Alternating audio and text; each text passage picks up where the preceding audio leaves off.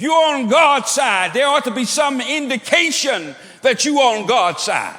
You ought to look like you on God's side. You ought to sound like you on God's side. And most of all, you ought to live like you on God's side. If you go and serve this golden calf and chase the dollar at the expense of your faith, if you think how much money you make is the ultimate criteria of whether your actions are right or wrong, if you define yourself by the corporation that you work for, if you suddenly evaluate your spiritual worth and value by your vocation in life, if you think that somehow God's blessings are all wrapped up with how much of an inroad you make into a corrupt capitalist culture by the number of commodities that you possess, then you go ahead.